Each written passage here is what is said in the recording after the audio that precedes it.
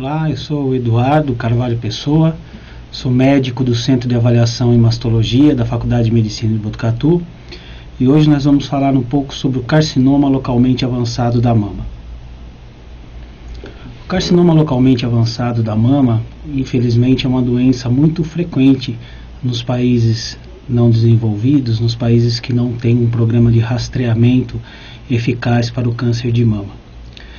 Em relação à sua definição, nós observamos que os carcinomas localmente avançados normalmente são tumores grandes, maiores do que 5 centímetros, que podem acometer a pele sob a forma de ulcerações, nódulos subcutâneos ou mesmo infiltração da dérmica, dando aquele aspecto de casca de laranja para a mama. Pode ocorrer também o envolvimento da parede torácica, com fixação do tumor no gradil costal ou nos músculos intercostais ou mesmo no músculo serrátil. É muito comum nós observarmos no carcinoma localmente avançado da mama o envolvimento das cadeias linfonodais regionais, sejam linfonodos axilares maciçamente envolvidos, um N2, ou sejam os linfonodos infra ou supraclaviculares. Como nós podemos ver, o carcinoma localmente avançado da mama compreende uma ampla variedade de estadios. Portanto, se trata de uma grande variedade de tumores, sejam tumores mais indolentes, com uma história mais insidiosa, que se arrastam durante anos, seja por falta de um programa de rastreamento ou por própria negligência da paciente escondendo a doença ao decorrer do tempo.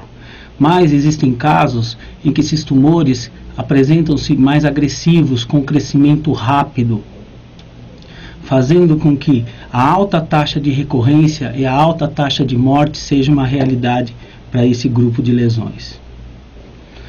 O carcinoma localmente avançado, como eu já falei, ele é muito mais prevalente em países que não têm o rastreamento comparado com países que têm rastreamento. No Brasil, a taxa do carcinoma localmente avançado se dá em torno de 36 a 40% dos casos. E nós temos uma distribuição muito interessante dessa doença. Aproximadamente 10% dessa doença acomete pacientes jovens com menos de 40 anos, enquanto 50% dessa doença acomete pacientes com mais de 60 anos. E entre os 40 e 50 anos, nós temos uma distribuição em torno de 40% dessa doença. O diagnóstico é clínico. Eles são tumores facilmente visíveis, facilmente palpáveis, mas muitas vezes podem representar um desafio diagnóstico. Em muitos casos, principalmente, nós temos dúvidas entre aquelas mastites fora do ciclo gravídico puerperal, doenças inflamatórias da mama, com o carcinoma localmente avançado.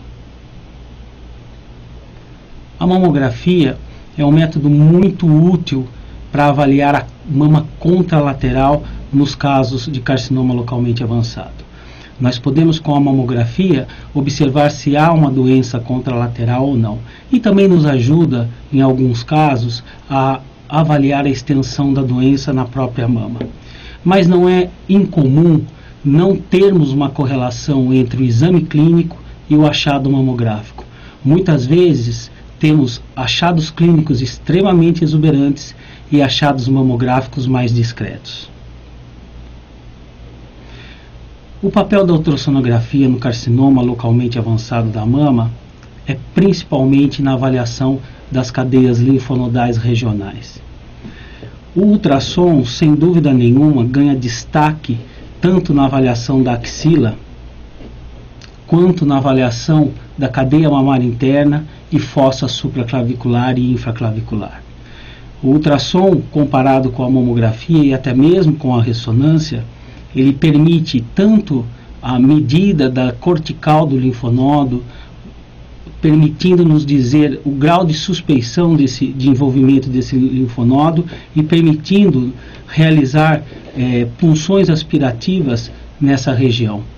Além disso, o ultrassom também nos ajuda de uma maneira importante a avaliar o grau de infiltração dessa lesão na parede torácica e nos órgãos adjacentes. A ressonância também pode ser usada na avaliação pré-operatória do carcinoma localmente avançado de mama. Mas ela tem um papel fundamental na monitorização da resposta à quimioterapia neoadjuvante, além de permitir a avaliação da extensão tumoral dentro da mama. Em relação ao diagnóstico, o diagnóstico histológico, o método ouro para esse diagnóstico é a biópsia percutânea por agulha grossa. Em Botucatu, nós utilizamos sempre uma pistola semiautomática para realizar a core biopsy. O calibre dessa agulha, nós damos preferência por uma agulha de 14 gauge, mas podem ser utilizadas biópsias automáticas ou mesmo biópsias a vácuo. O fragmento, nós costumamos retirar de 3 a 4 fragmentos dessas lesões, por serem lesões grandes e heterogêneas. E damos preferência por fazer isso guiado pela ultrassonografia. Por que guiado pela ultrassonografia se esses tumores são tão facilmente palpáveis e visíveis? Porque o ultrassom nos permite avaliar a região intranódulo de mais interesse para a biópsia. Por exemplo, se nós temos um nódulo extremamente heterogêneo, nós podemos biopsiar a sua região periférica, a sua região mais heterogênea e a sua região central. Com isso, nos permite uma melhor avaliação histológica da lesão e uma melhor avaliação imunistoquímica da lesão. Porém, em alguns casos, principalmente casos de tumores ulcerados com envolvimento do tórax, a biópsia incisional pode ser preferível. E como eu já falei para vocês, a punção, o ultrassom nos permite guiar também a punção de linfonodos. E essa punção de linfonodos nós damos preferência pela agulha fina, mas pode ser realizado também uma biópsia percutânea nesses linfonodos, principalmente quando o seu envolvimento é maciço. Uma coisa muito importante: após a biópsia, é muito interessante a marcação do leito tumoral. Essa marcação pode ser feita com tatuagem na pele ou então pode ser feita com a inserção de clipe. O Dr. Wesley Pereira Andrade, do Hospital Amaral Carvalho, nos passou uma técnica muito simples de realizar isso, uma técnica mais barata e muito prática, que é a colocação do clipe metálico através do próprio pertuito da biópsia com agulha grossa. Nós utilizamos um guia coaxial de 14 gauge e inserimos o clipe metálico no leito tumoral. Em casos de lesões mais extensas, colocamos vários clipes demarcando toda a lesão. Bom, e como realizar o estadiamento do carcinoma localmente avançado? O estadiamento do carcinoma localmente avançado tem que começar com uma boa história clínica e um bom exame clínico. Exames laboratoriais do tipo hemograma, prova de função hepática e fosfatase alcalínica também são muito úteis. Em Botucatu nós também pedimos o CA 15.3 como uma forma, não de estadiamento inicial, mas para a paciente ter essa medida basal e nós podemos acompanhá-la durante o tempo para observar a progressão da doença. A mamografia e o ultrassom nós já comentamos anteriormente, mas nós também utilizamos em Botucatu a cintilografia de mama. A cintilografia óssea para avaliar o esqueleto contra metástases ósseas e nós utilizamos tomografia de abdômen, pelve e tórax para avaliar as metástases viscerais. Em alguns casos em que há sintomatologia, obviamente, pode-se investigar a região encefálica com uma ressonância de crânio. Bom, por que nós utilizamos a cintilografia de mama como avaliação pré-operatória?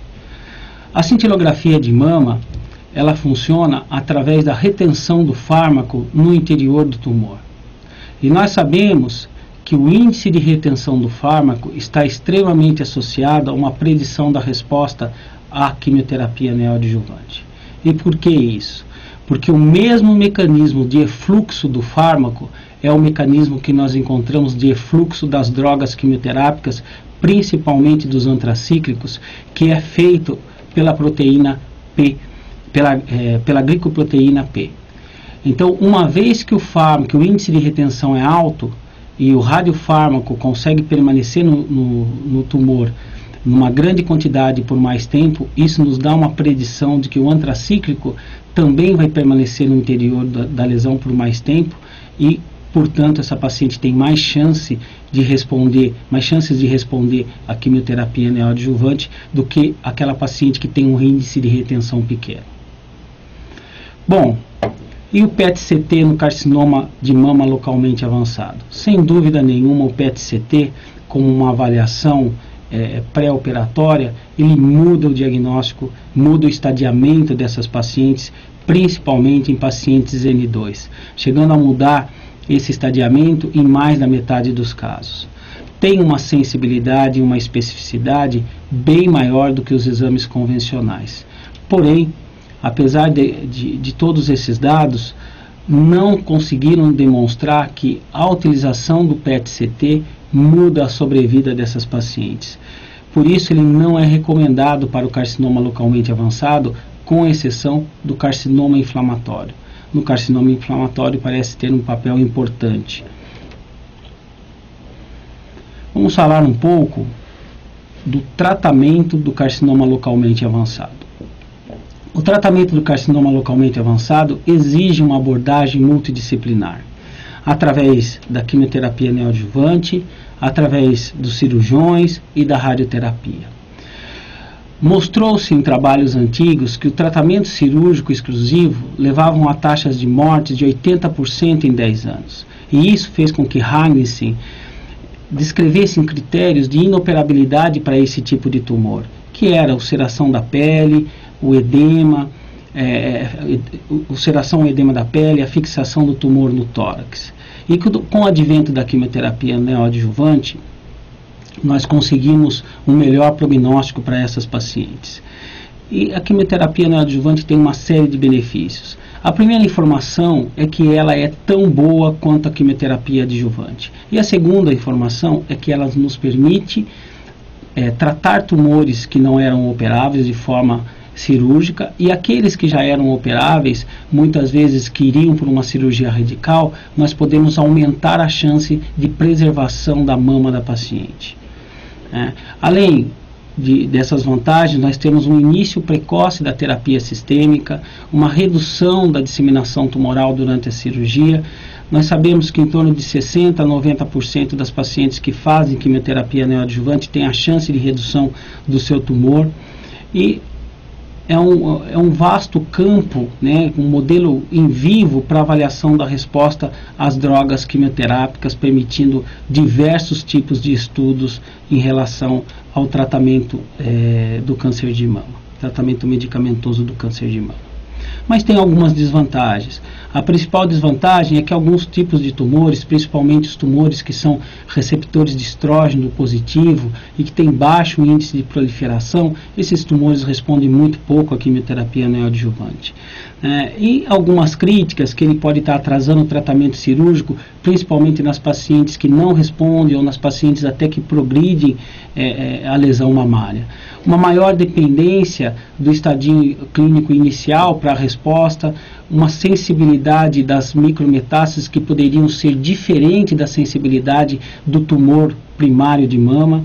A carga tumoral grande a ser tratada pela quimioterapia é uma carga tumoral que pode levar à seleção de clones resistentes ao medicamento e pode aumentar as complicações pós-cirurgia ou pós-radioterapia. Mas nós sabemos que as pacientes que têm uma boa resposta à quimioterapia neoadjuvante, principalmente as pacientes que têm uma resposta patológica completa à quimioterapia neoadjuvante, essas pacientes têm um melhor prognóstico, uma melhor sobrevida livre de doença e uma melhor sobrevida global. E existem alguns fatores que nos dão maior chance de predizer essa resposta. As pacientes que são mais jovens do que 40 anos, aquelas pacientes que têm tumores menores do que 2 centímetros, que têm um tumor do tipo ductal, grau 3, com alta proliferação, alto índice de Ki67, a negatividade para o receptor estrogênio, um subtipo tumoral intrínseco, seja basal-like ou HER2 positivo, essas pacientes têm uma maior chance de ter resposta patológica completa. E nós sabemos que, ao contrário, pacientes mais idosas, com mais de 60 anos, com tumores grandes, maiores do que 4 centímetros, de baixo grau, de baixo índice de proliferação e principalmente com o receptor de estrógeno positivo, essas pacientes têm menos chance de atingir uma resposta patológica completa.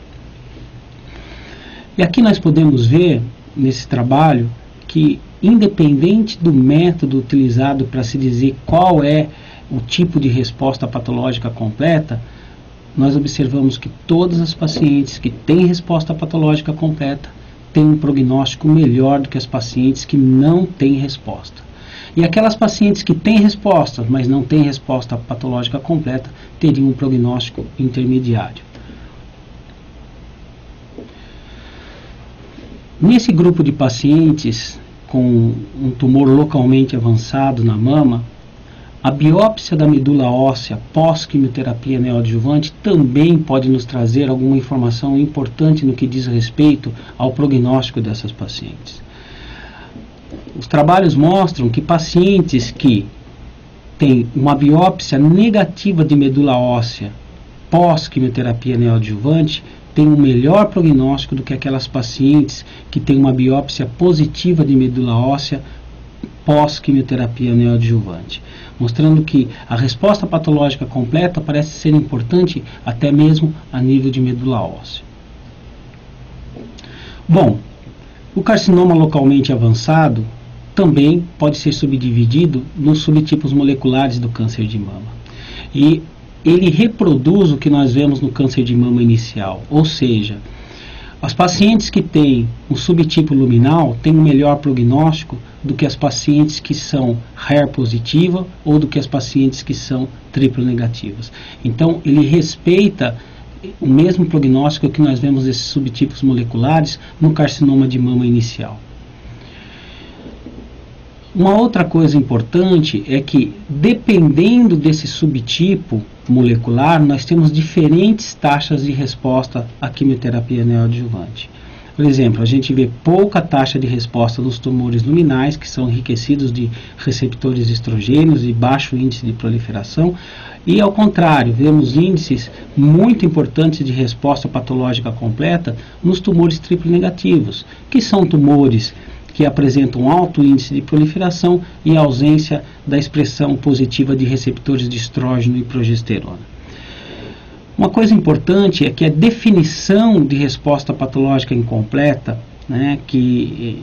aquela definição que engloba a ausência de neoplasia, seja in situ, seja invasiva, tanto na mama quanto na axila, ou seja, uma resposta completa de fato, ela tem um melhor prognóstico do que as outras definições que contemplam tumores residuais ou tumores in situ na mama, ou mesmo definições que não levam em conta o status axilar. Então parece que as pacientes que não têm mais nenhuma doença residual, seja na mama, seja na axila, se comportam bem melhores do que as pacientes que têm doença residual na mama ou na axila. Bom, e o impacto da resposta patológica completa nos diferentes subtipos de tumores, nós observamos que, independente do subtipo clássico de tumor, todos os tumores se comportam de uma maneira boa quando tem uma resposta patológica completa. E aqui vale chamar a atenção para esses gráficos que, uma vez que nós temos resposta patológica completa no subtipo tumoral, HER2 positivo ou no subtipo triplo negativo, nós podemos inferir que essas pacientes que têm resposta patológica completa, que elas vão ter um bom prognóstico. Porém, nós não podemos inferir que as pacientes que não têm resposta patológica completa no subtipo luminal, que essas pacientes irão ter um prognóstico pior. Parece que a presença de receptor estrogênico faz com que a ausência de resposta patológica não seja um determinante de mau prognóstico, como acontece nos tumores HER positivos ou nos tumores triplo negativos. Bom, o esquema mais utilizado na quimioterapia neoadjuvante é o esquema clássico com AC mais T, Nós observamos cerca de 50% de redução tumoral em mais de 75% dos casos. Um estudo mais famoso em relação a isso é o NSBP 27, que compara o uso do AC isolado versus o ACT, e nesse estudo observou-se que há praticamente o dobro de resposta patológica completa quando se tem a adição do taxane junto com o esquema do antracíclico. Nos estudos que utilizaram a epirubicina no lugar da antraciclina, os resultados foram muito semelhantes. Mas vale chamar a atenção para os estudos mais recentes que estão utilizando os duplos bloqueios para o receptor HER. Nós observamos que alguns estudos taxam de resposta maiores do que 50%, chegando até 80% nos tumores HER positivos com receptor de estrógeno negativos. E isso se dá com a adição do duplo bloqueio, seja pelo uso do trastuzumab com o pertuzumab ou do uso do trastuzumab com o lapatinib. Parece que esse duplo bloqueio aumenta consideravelmente a taxa de resposta, desde que esses anticorpos monoclonais sejam associados aos agentes quimioterápicos. Bom, uma vez que nós iniciamos a quimioterapia neoadjuvante, é muito importante nós observarmos a resposta das pacientes, principalmente porque as pacientes podem se comportar de duas formas. Elas podem ter uma resposta boa ou podem ter uma não resposta com progressão da doença. E nessas pacientes que é identificada a progressão da doença, nós temos que interromper o tratamento neoadjuvante e partir para o tratamento cirúrgico. Sem dúvida nenhuma, o exame que melhor traduz a resposta clínica, a resposta patológica, é a ressonância magnética. Em Botucatu, a tese de doutorado do Dr. Gustavo de Barretos mostrou que a ressonância magnética se compara muito melhor à resposta clínica, à resposta patológica, do que o exame clínico, do que o ultrassom ou a própria mamografia. Nós temos na literatura mostrando que a ressonância magnética, há uma concordância do resultado da ressonância magnética em torno de 63% a 93% com os achados anatomopatológicos, enquanto que a mamografia e a ultrassonografia ficam bem abaixo desses percentuais. O exame clínico, depois da ressonância, parece ser o melhor método para a avaliação da resposta das pacientes com quimioterapia neoadjuvante. Bom, uma vez que nós acompanhamos essa resposta e que o tratamento quimioterápico neoadjuvante terminou, nós vamos partir para o tratamento cirúrgico dessas pacientes. E como foi dito inicialmente, um dos objetivos do tratamento neoadjuvante é permitir com que a gente faça uma cirurgia conservadora, permitir com que a gente possa poupar essa paciente de uma mastectomia. Porém, quando pós-quimioterapia neoadjuvante, essa doença é multicêntrica, há um extenso componente intraductal ou a presença de calcificações extensas, malignas ou indeterminadas, a preservação da mama se torna muito difícil ou até mesmo impossível. É muito importante salientar que a resposta à quimioterapia neoadjuvante, na grande maioria dos estudos, permite que aumente a taxa de cirurgia conservadora. Nós temos ao redor de aumento aí de 10% de taxa de cirurgia conservadora na grande maioria dos estudos. E vale a pena salientar que nós não precisamos remover toda a área tumoral inicial, apenas a área suspeita final ao tratamento neoadjuvante, desde que a resposta tumoral seja uma resposta concêntrica, desde que nós conseguimos avaliar essa resposta através de um método de imagem e nos dê a segurança de que não é uma doença multifocal. E aí entra a importância da marcação com clipe metálico ou da tatuagem da pele ou a combinação de ambos.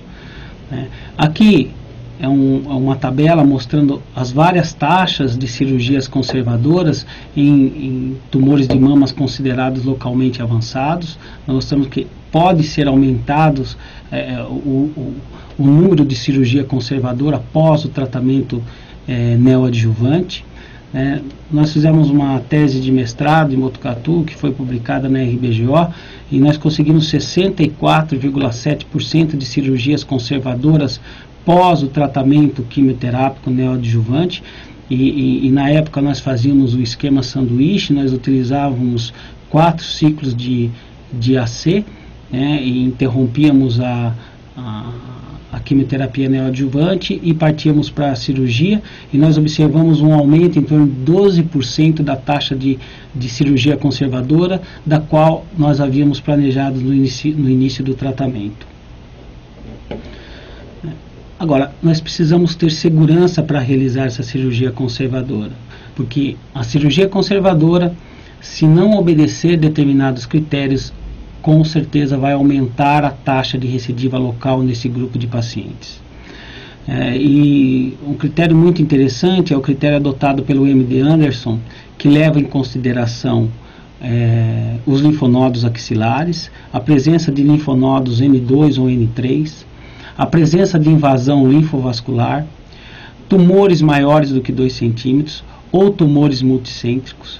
Esses fatores são fatores considerados índices prognósticos.